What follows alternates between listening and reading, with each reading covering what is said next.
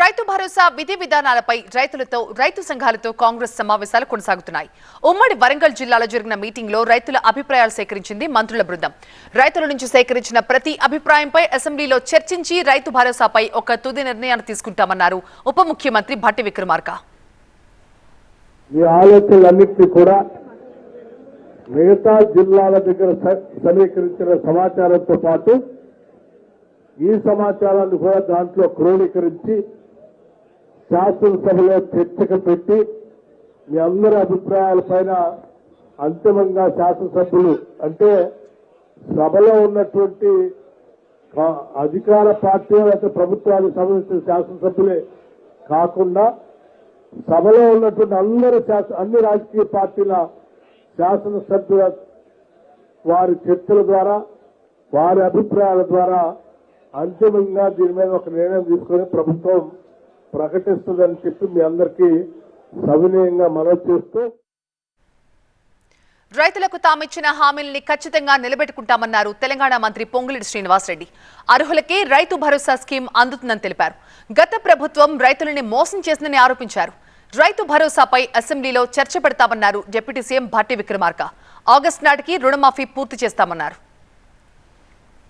ఆనాడు ప్రభుత్వ భూసేకరణలో భాగంగా ప్రాజెక్టుల కోసం, రోడ్ల కోసం, మౌలిక వసతుల కోసం ఏవైతే రైతన్నలు భూములని సేకరించిన భూములకి, కొండలకి, గుట్టలకి, చెరువులకి ఇచ్చిన భూమికి 2-3 పాస్బుక్లు ఇస్తూ ఫామ్ హౌజులతో సహా ఆనాడు ఇచ్చిన రైతు బంధువుని అలా చేయాలనా, లేదు నిజంగా పేదోళ్ళకి చేస్తే మంచి జరుగుతుందా అని రైతుల్లో చర్చకపోతే ఆ చర్చని వక్ర మార్గంలో తీసుకెళ్లి లబ్ధి పొందాలని కొన్ని రాజకీయ పార్టీలు చూస్తున్న సంగతి మీ అందరికీ తెలియంది కాదు.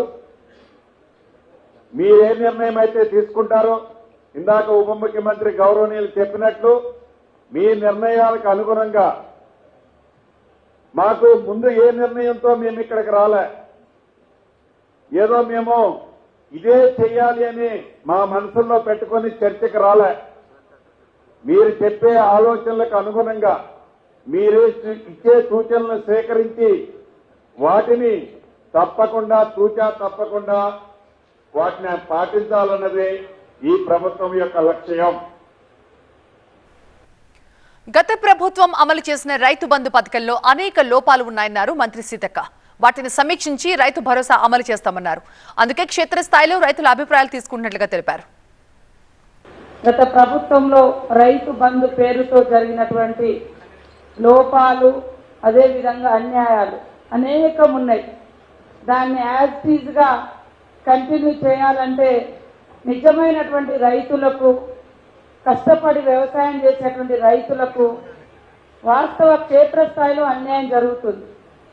వాస్తవానికి ఆ పంట పెట్టుబడి అనేది అనేటువంటి అర్థాన్ని మార్చేసి వేరేమో పంట పెట్టుబడి ఉంది రైతు బంధు, కానీ పట్టాకు పెట్టుబడి ఇచ్చేసారు.